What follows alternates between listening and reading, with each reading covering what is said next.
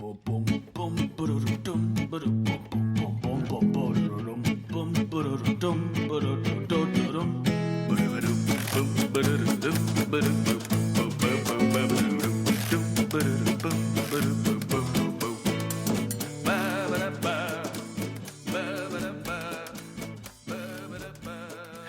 and welcome to another episode of Breaking Mayberry, bringing TV shows out of the vault while we're stuck in one.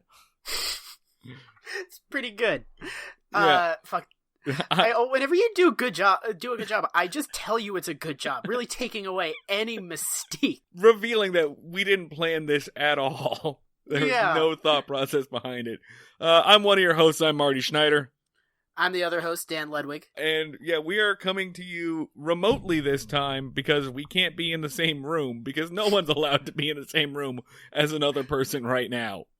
To be fair, we frequently record remotely, but that's just because I don't feel like traveling the 8 blocks to get to your house. Yeah, I mean, it's nice to record without pants, you know? Yes. I want you to go back, listeners, and see if you can guess which ones are the pantsless episodes. Do you know that traditionally the band Bare Naked Ladies does record one song of every album completely in the nude? Really? Yes. Are you sure that's a thing that they actually do and not just a thing? I mean, that really does fit with the Bare Naked Ladies mystique. It was on there behind the music. And then there was a picture of them in a recording studio all completely naked together. So, I don't know. Like, is it...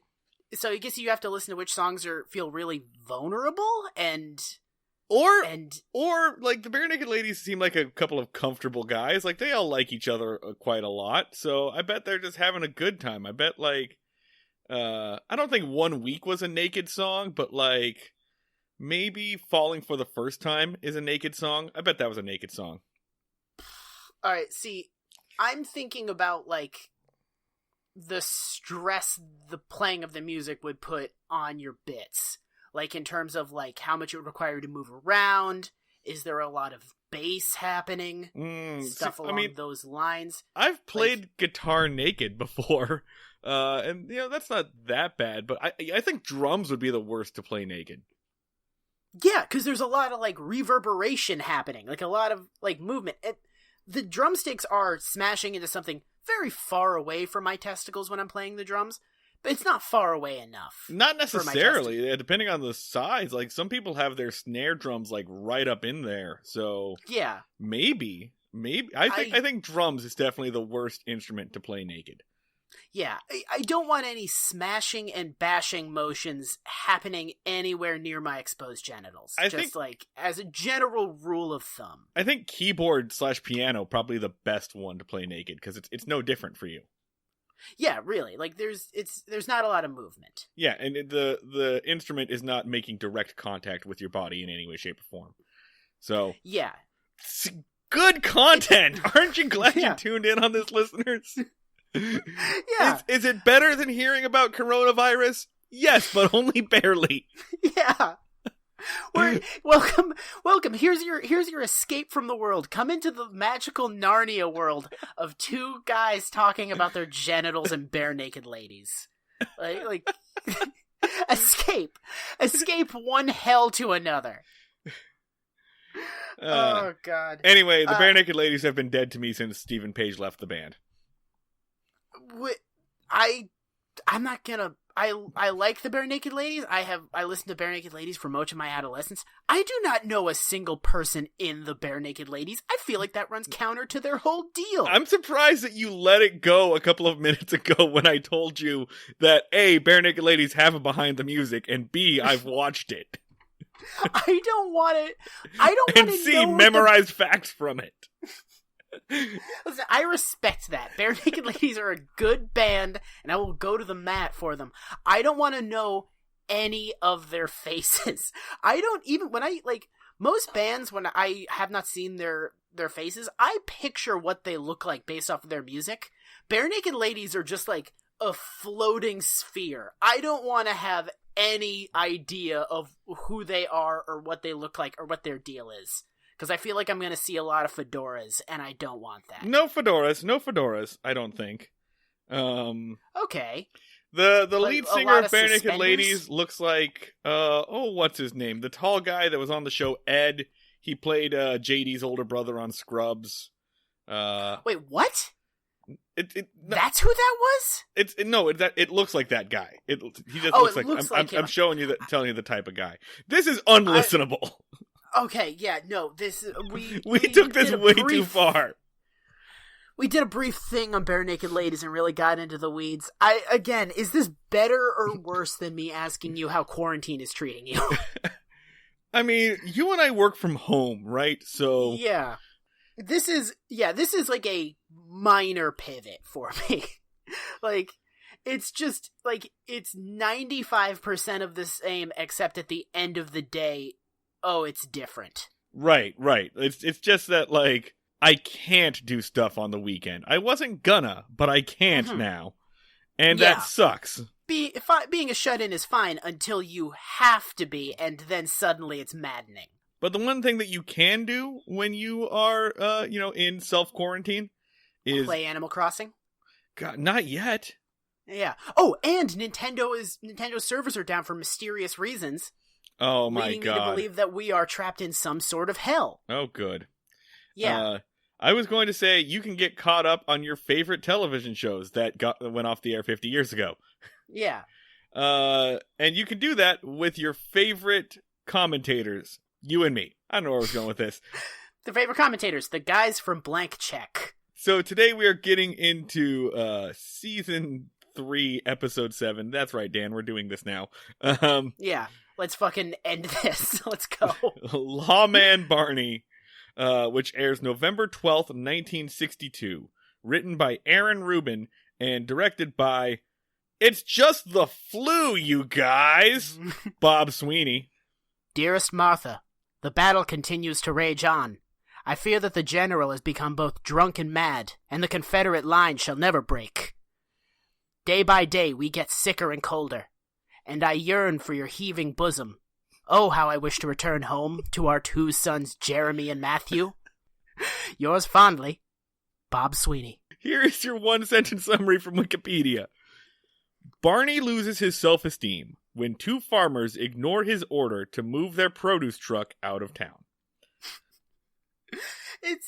It's an extremely low stakes, high stakes conflict. It's very, very low stakes. One thing I want to say, and I say it a couple of times a year, but this is, for such a low stakes, unimportant kind of bullshit piddly story, some of the best work that Sweeney's been put in. It looks cool as fuck, this episode does. This episode is good. I think the episode is kind of pointless, but in terms of, like, the mechanics of it, both as in writing and in, like, visual storytelling, it is firing on all cylinders. Yeah, absolutely. This is it's more of a tech demo than anything else. I feel like it's real experimental stuff. Not experimental because it's like techniques that have been around forever, but it's just Bob Sweeney just like going out some of the tools of the trade and employing some really interesting camera angles, some cool framing, really pulling from like a real heavy Western influence. I'm going to talk about that a little bit later. Yeah. Bob like yelled over his shoulder like, "Hey guys, have you ever noticed that when you shoot people from higher or lower angles, it can make them look cooler or less intimidating?" And everyone was like, "Oh, good job, Bob. You really cracked that. Really, really impressive, man. Proud of you." So here we go. Barney is out on Main Street, just walking his beat. Just chilling. And he sees 2 guys who are on a road, and I can't quite tell how far away from town they are, because it looks like they are a mile outside of town, but it's also possible that they are just like 40 feet from town square. It makes no sense. It is really bad script supervision that happens, because it is extremely unclear the the geography of where anything is happening, because like in terms of the story beats, 1 second this road that these farmers are on is like 10 miles away, and 1 second it is like 20 feet from the jail. It's very poorly managed. Actually, that's one point against the thing I said of it firing on all cylinders. So, not great. So yeah, Barney sees two guys. They are by the side of the road. They've got a bunch of produce and signs and stuff, and they're selling vegetables out of the back of a truck, basically, which I guess is illegal in Mayberry. Yeah, they're selling. It's not that they can't sell; it's that they're selling too close to Main Street. Like, they have to go further away from the town because it, like, disrupts the store's business. Which we know for a fact is bullshit, because we have seen Andy and Barney put together a pop-up shop for a guy. Yeah! They just set up a shop in a vacant lot. They didn't give a shit about street side selling then. Yeah, they've engineered this scenario and said on the basis of, it's fine, that law is stupid. And now they're just, like, rolling up like, well, look who's breaking this super important law. Yeah. That's like hypocrisy. So Barney shows up and he, like, tries to get these two guys, to move along. We've seen one of them before. Who played... He played Best Western Hotel Detective, didn't he? Yeah, he was Best Western Hotel Detective, and he was also Doc Malloy in the Jailbreak episode, the guy that broke out of jail. So, yeah, we're going to see him more, like, he's going to be in, like, 6 more episodes. We'll see him again. And then he gets a recurring role on Gomer Pyle, USMC, which we'll never watch. The way I would describe him is, like, he has a very prominent chin. It just is lower than his chest. Like, he has a very prominent chin deep within his body.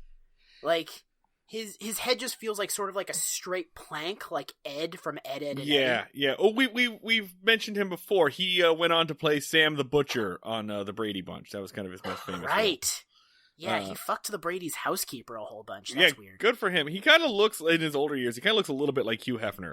But in this role, he's playing, for some reason, half the farmers on this show act like fucking mob bosses. Yeah. They all act like wise guys, like, yeah, what do you think, shrimp? You can't push me around.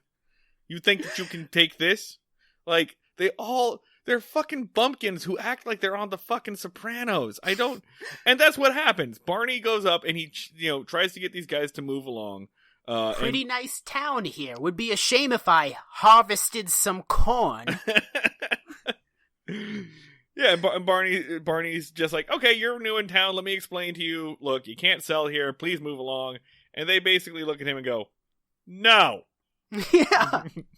Which, the balls on these guys, really respect it. That, like, a cop comes up and they're just like, no, on the basis of I could kick your ass.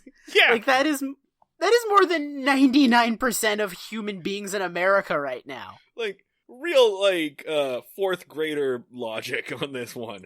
Just like, I don't have to recognize your authority, hall monitor. I can push you into a trash can.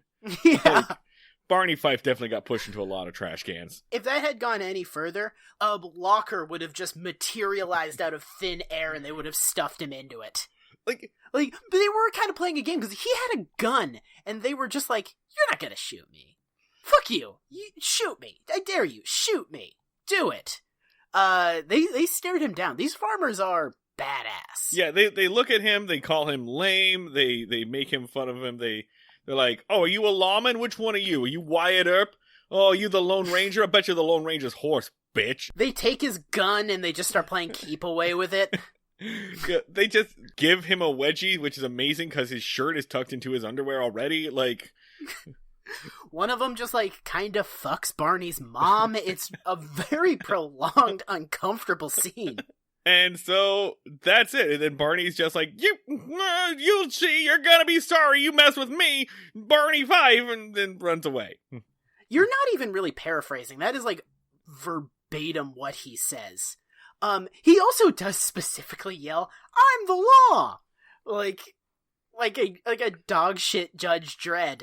Really living up to our cover art. Gaze into the limp wrist of dread. Oh my god. You had no idea how prophetic that would turn out to be when you made that icon. It's kind of weird that icon came to me in a dream. Like, I woke up in a cold sweat and I just said, I must put a Judge Dredd helmet on Barney Fife. Cut to the jail, where Opie and Andy are hanging out, and they're just playing darts on the bulletin board where you're supposed to put wanted posters. I found that very funny. Credit where it's due, Ronnie Howard, good shot, nearly hits the bullseye, hits the kind of the narrow part of, like, the 15 or whatever. You are missing, like, the 4 shots where little Ronnie Howard put a dart in a PA's shoulder. Oh, yeah. Like, yeah. Like, and it was little Ronnie Howard, so they couldn't say shit. So, like, he was just sinking darts into a Key Grip's chest, and he was just like, "Ugh! So close, Ronnie. We gotta get this shot. You can do it. Did you listen to the thing I said about keeping your wrists straight? Just try that more." For a little while, I was trying to figure out, like, because when he throws a dart, you only see him from behind. So I was trying to figure out, like, did they get a double for that, like in Flashdance, or like anytime you see an actor's, like, feet when they're dancing and it's clearly not them? I was trying to figure out how they could have possibly got just a stand-in for Ronnie Howard to throw that dart. And then I realized that makes no sense. The kid can throw a dart. It's not like he gets a bullseye or anything. Yeah, it's a fucking dart. Yeah. Like, they didn't have, like, today, you absolutely could not put a dart in a child actor's hands because, insurance? Yeah, but, like, these days, they can have one scene where little Ronnie Howard juggles a chainsaw, and they'll be fine. Like, it wouldn't make any sense in the story, but the insurance people would be like, fuck it, he's a child, we just made a shitload of those. We have children had for so days. many children. We just fucked our brains out, and we have so many kids, and we're kind of in trouble about it. So if you want to, like, kill one just with your knock movie, a few off, like, it's fine. Go for it, John Landis. Yeah.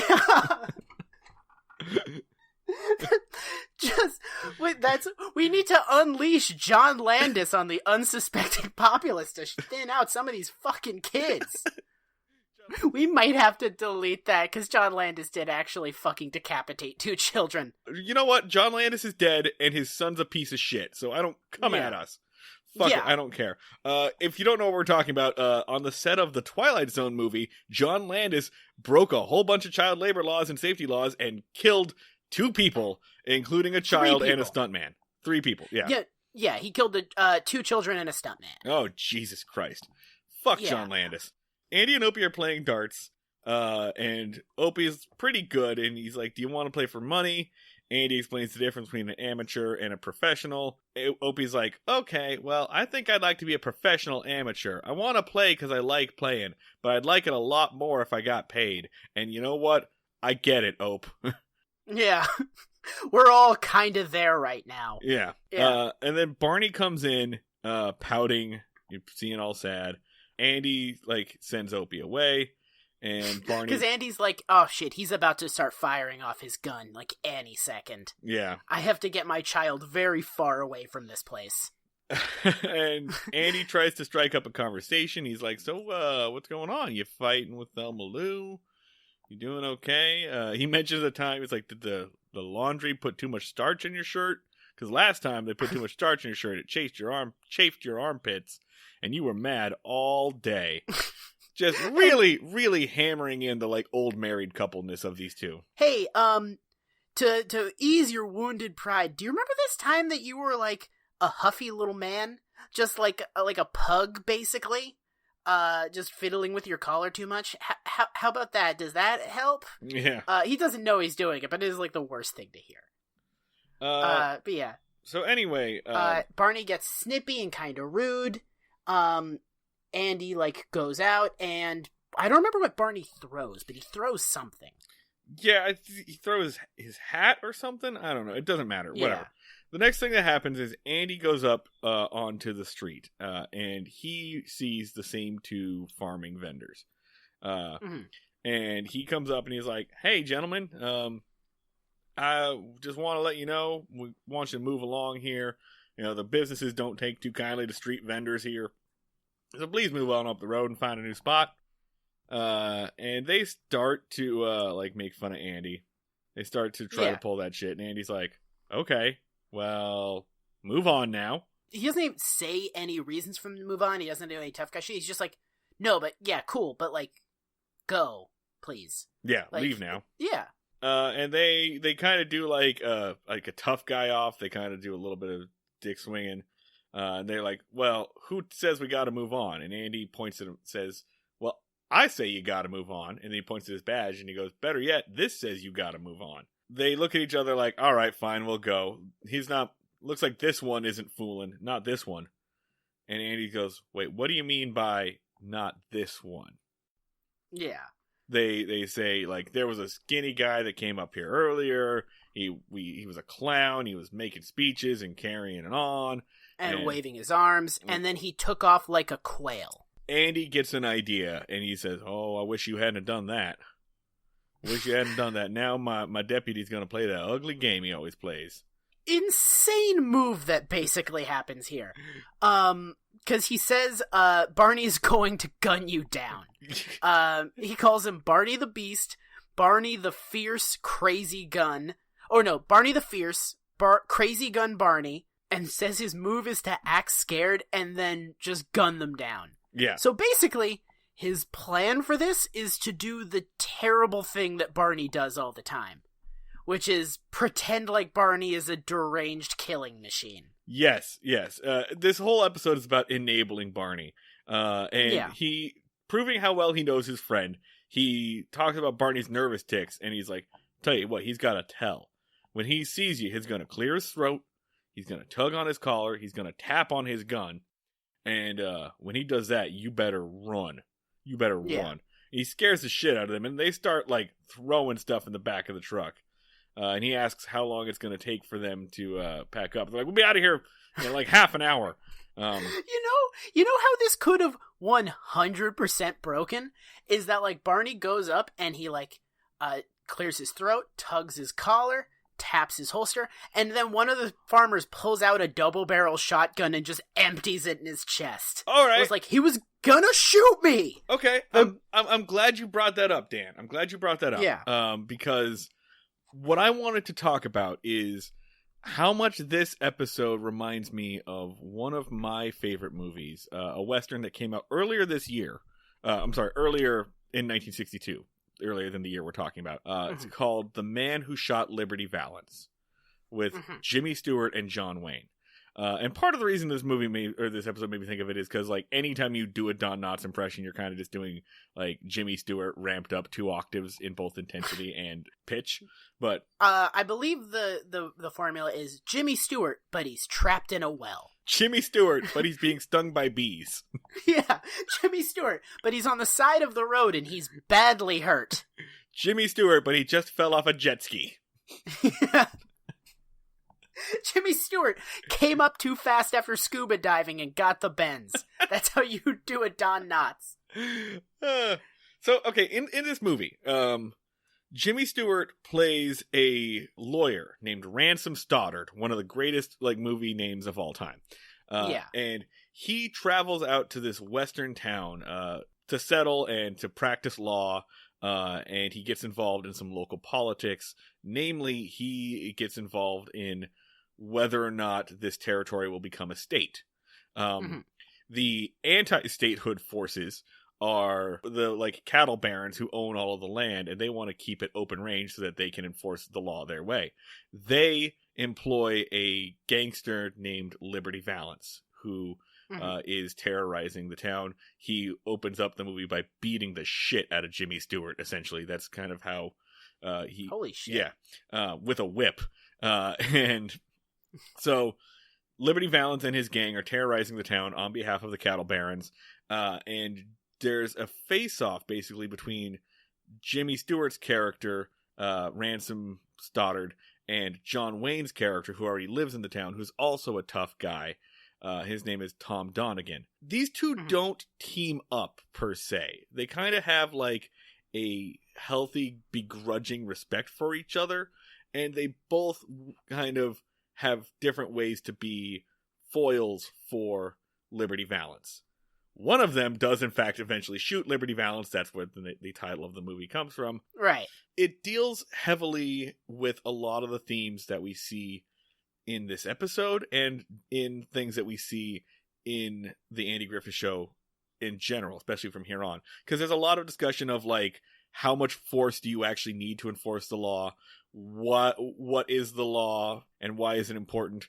Do you actually need to carry a gun? There's a lot about legend building, essentially, and is it okay to lie if it for the greater good? Essentially, there's a theme in this movie.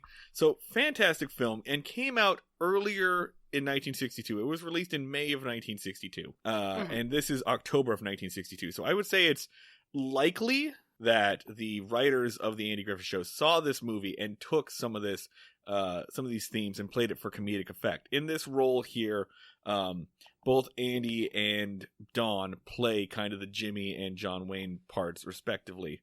Other way around. But they're both. Andy is John Wayne detuned in intensity. He's still the stoic one.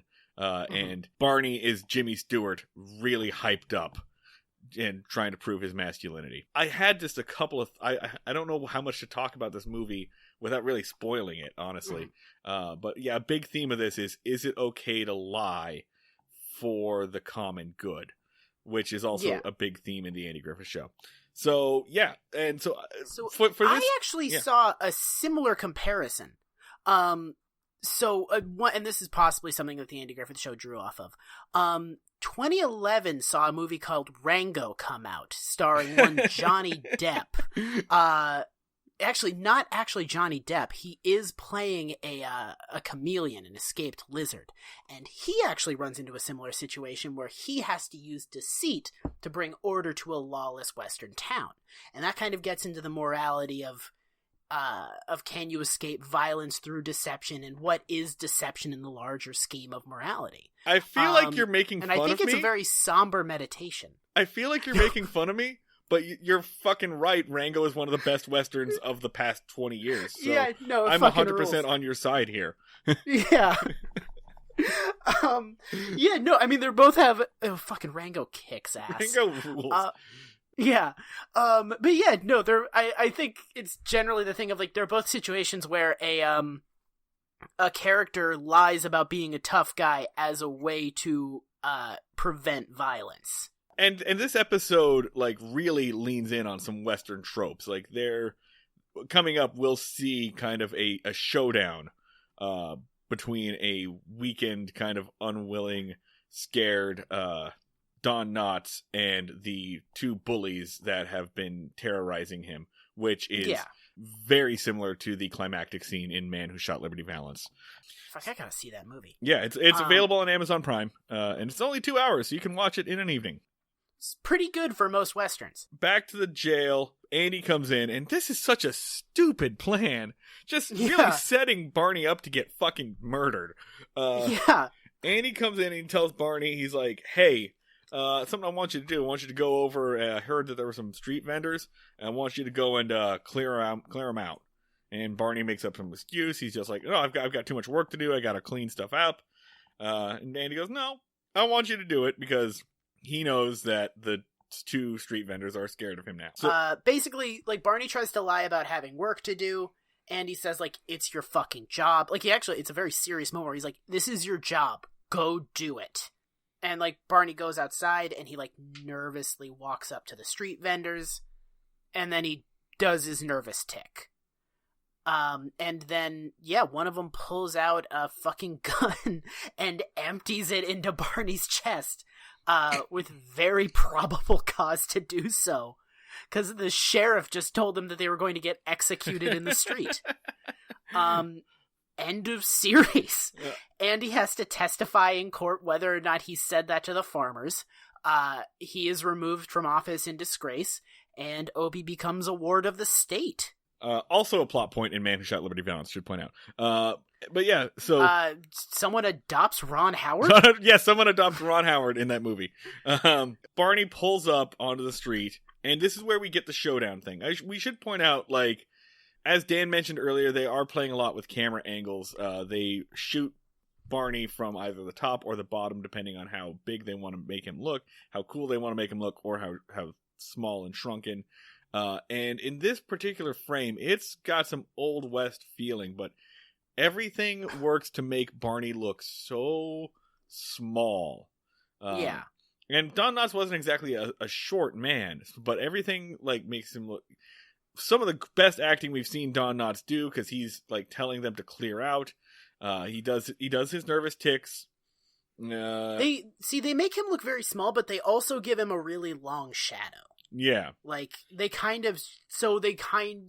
Bob Sweeney sort of establishes the duality of that moment where, like, he's very little, but there's a lot of shot behind him, and it kind of creates, like, that Western vibe of, like a long shadow behind him, sort of a high noon look. Yeah.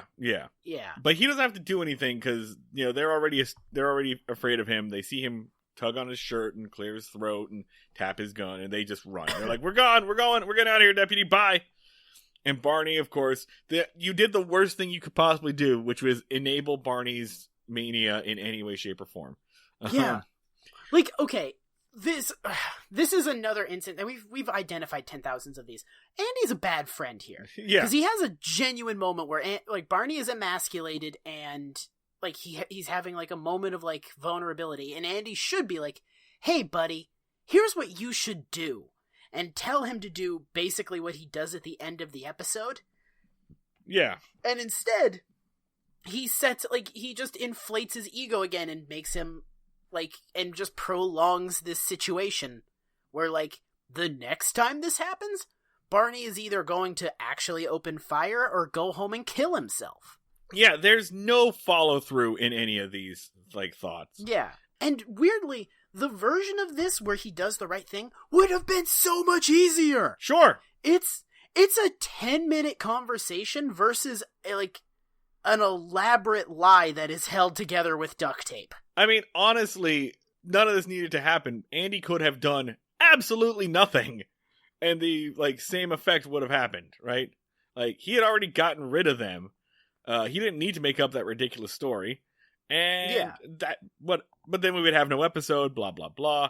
Barney comes into the jail, and he's feeling like a big man, and now we're shooting from the bottom to make him look tall as hell. And he does the fucking youth pastor thing, where he, like, flips his hat and then flips a chair around and sits in it backwards, which is so weird. Suddenly he's wearing a nice pair of Skechers. We'd love to make fun of fucking youth pastors. Which, in our defense, they are the most ridiculous human beings walking the earth. I mean, he does do the let's rap about real things, like the way that you're trying to relate to teens pose. And of course, like, now he's too big for his britches, and he doesn't want to do, like, any of the work around the office because there's too much crime activity for me to go stop out there. Whatever. His line of he says, that's the wilderness out there, and every so often a beast of prey comes stalking in. My job is to run him out, which kinda eerily is almost like verbatim the opening speech from American Sniper, which kind of, like, drives home how fucking influential this show is, of, like, Barney is saying this is a fucking joke, and years later, like, a Clint Eastwood movie is saying it, like, word for word as, like, a super meaningful Oscar monologue. Alright, so the next thing is the gas station. Right, so we're at the gas station, which I think might be the first time we've seen the gas station. And soon to become a crucial location. Yes. And Floyd is just rambling about different kinds of soda. Floyd, like, a 3-minute soda monologue. And it's not like he's doing observations about soda. It's not like he's like, have you ever noticed this about soda? Like, he's not doing a shitty Seinfeld bit.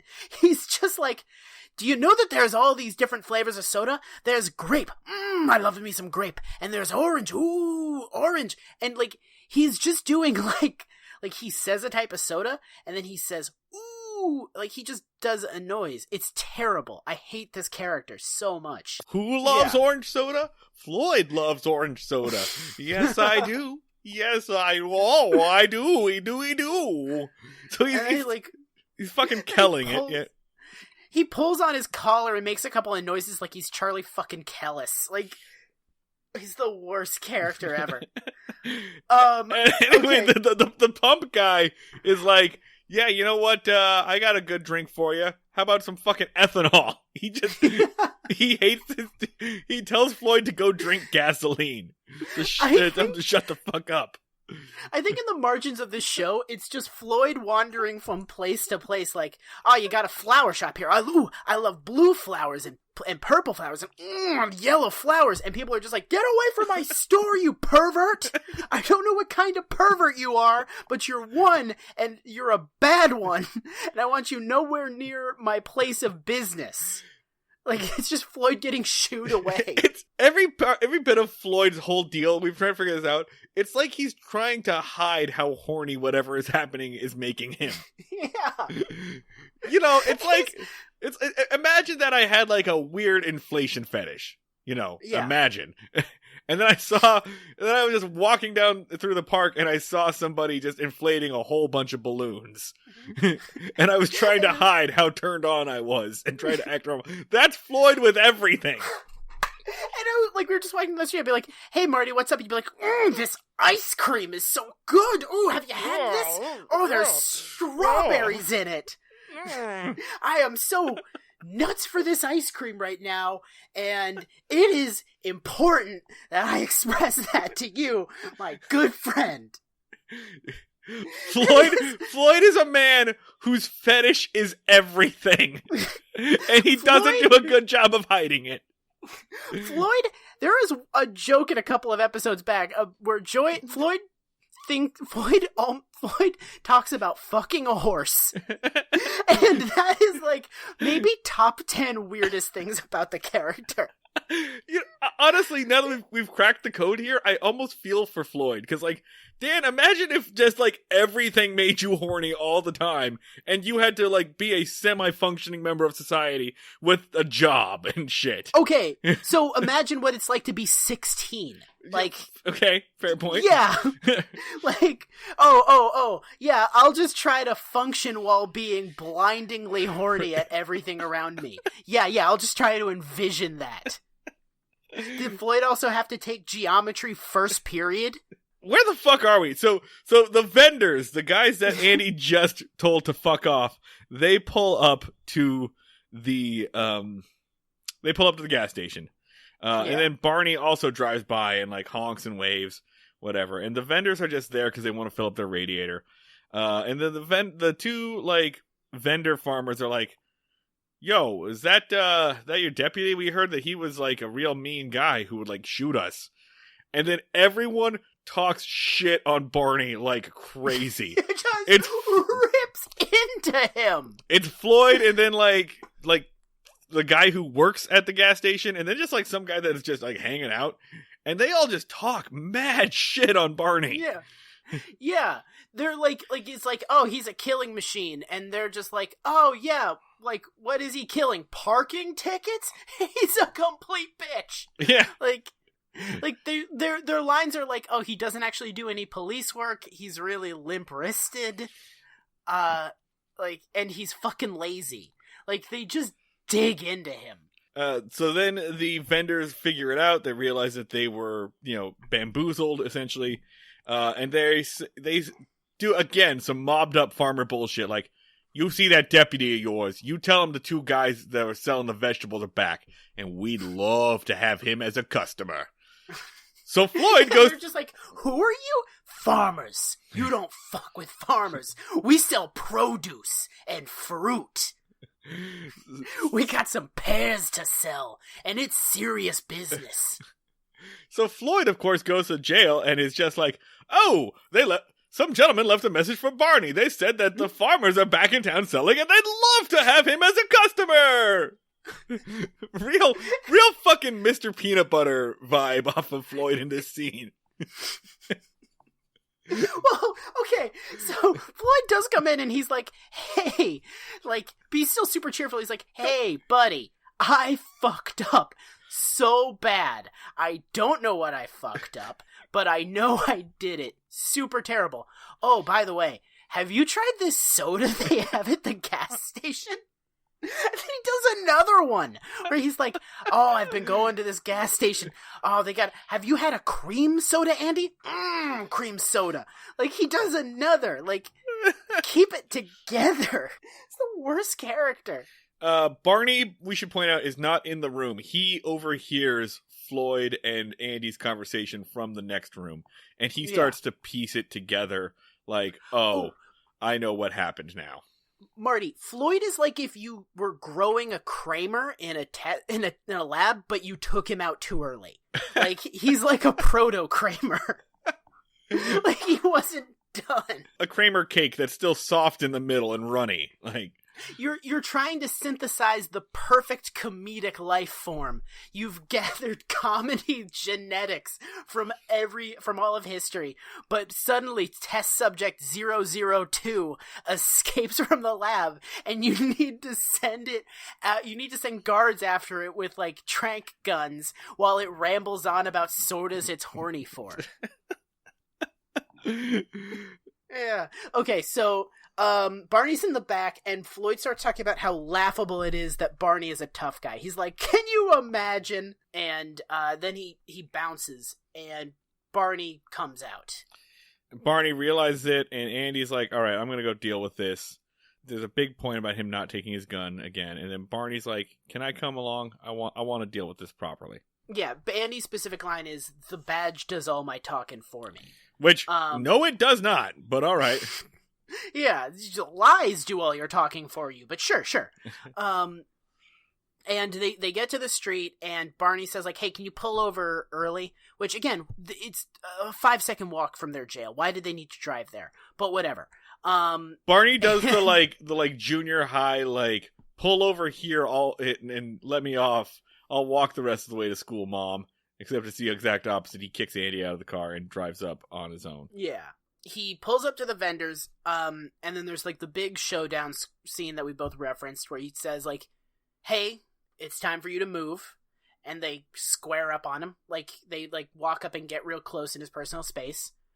And his line is, do you see this badge? I'm sworn to uphold the law. Respect it. You're bigger than me. But I represent something that's a lot bigger than either of you. And then they just kind of, like, solemnly walk away. And then Andy comes up super happy, and Barney almost faints. Which, I mean, I guess, did they suddenly decide, well, I guess we will respect the law? You know, a couple of minutes ago, we didn't give a shit about the law, but I guess we do respect this. How have these men not been arrested? I'm sorry, they're so arrest happy on this show, and this is now the third fucking time. Just cuff them. Just put cuffs on them. You arrest people for whatever. Just arrest these guys. Put them in the jail cell for 20 minutes. It'll be fine. But I like to think that they went home and, like, got out books and was like, hey, Phil, you heard about this law thing that's going on? Jesus, that little guy wasn't fucking around. It says here they can put you in jail for violating the social contract. Jesus Christ! We've been living our lives like animals.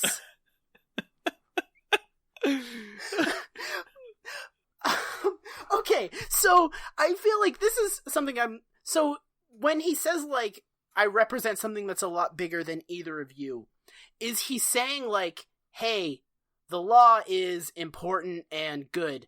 Or is he saying, I can call a bunch of other cops, like, if you beat the shit out of me, a bunch of other cops will come shoot you? Okay, for either one of those, I feel like it's more the latter than the former. But for either one of those, the fact that these guys have been allowed to get away with it 3 fucking times disproves his entire point. Because the law means nothing if you do nothing to uphold the law. Right? Yeah. So the fact that these guys have just been allowed to get away with flouncing the law 3 times means that Barney is wrong, or he doesn't represent shit. Well, I mean, the only thing he can represent is the threat of punishment, right? Yeah. And so far, there's been none. Yeah, no, absolutely. That's basically what he says at the end. Is like, hey, I got guys that can fuck you up. Like, you can fuck me up, but I can just, like, kind of make a phone call, and there can be helicopters here, motherfucker. Which is also a bluff, right? Because no, he can't. The only person he can call is Andy, and we've seen that Andy doesn't want to do anything.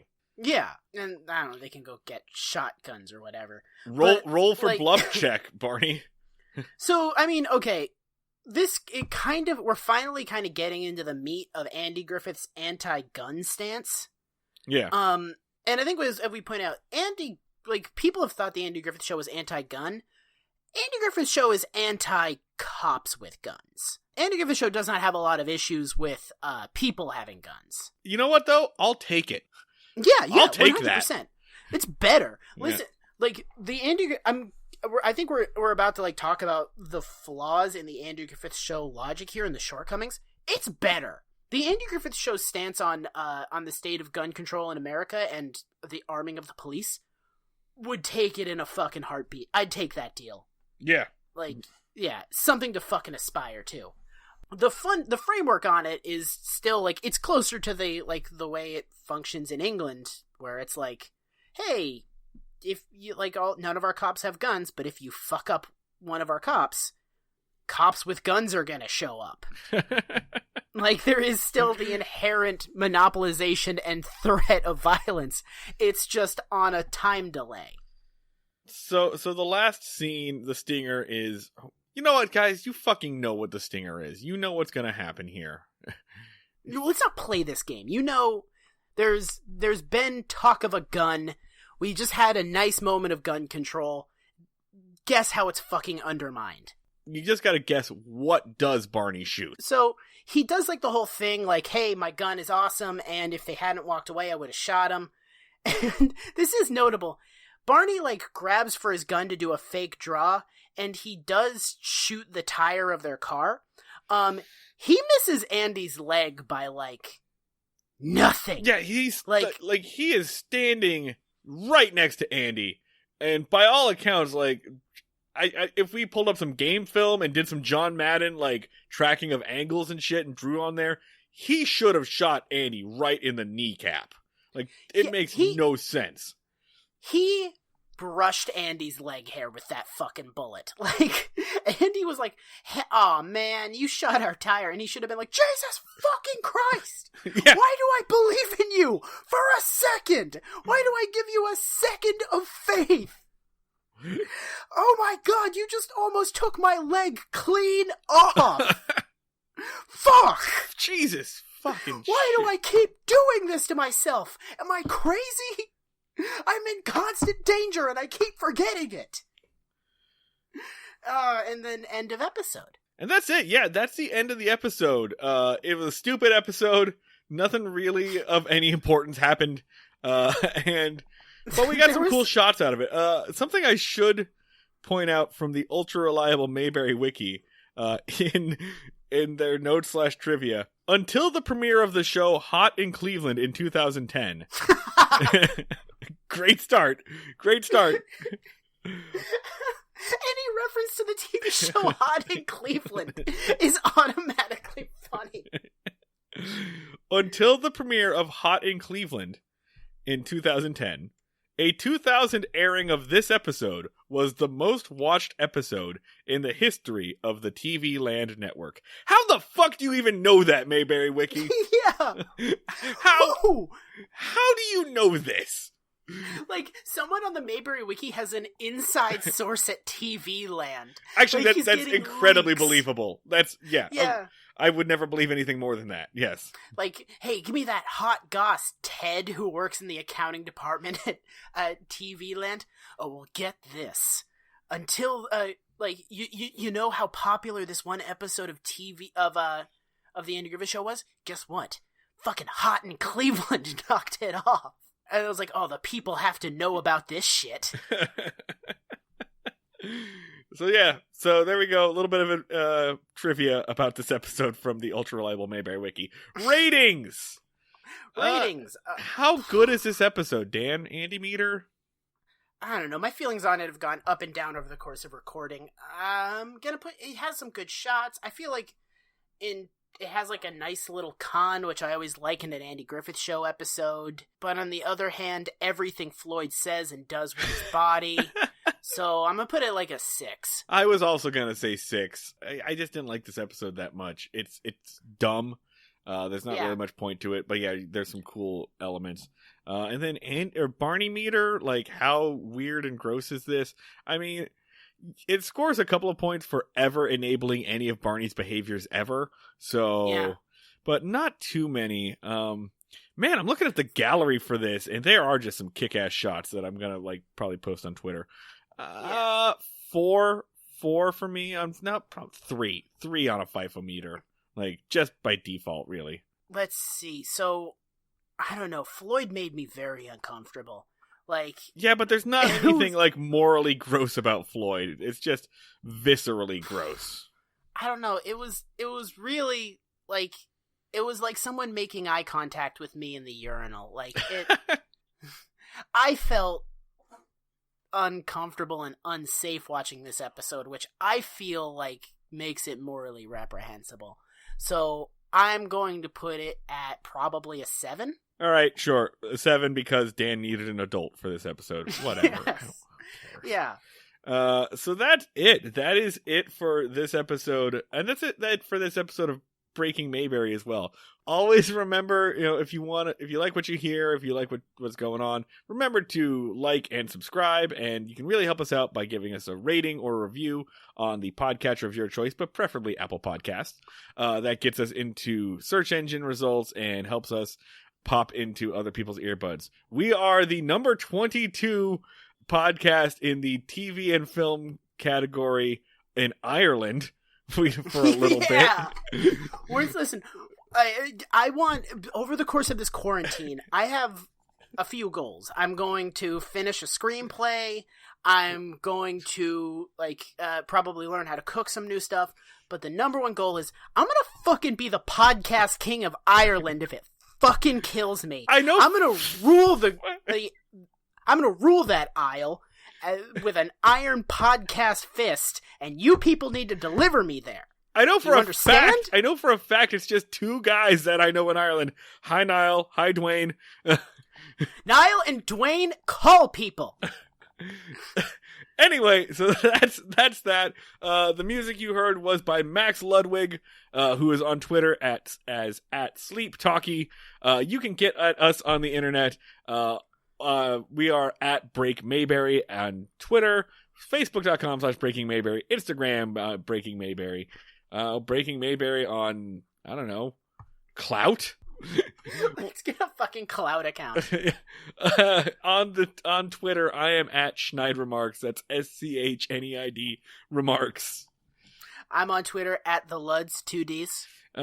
And that is basically it for us. We will see you next time, hopefully from out of the quarantine zone, but probably not, because the world is a hellscape.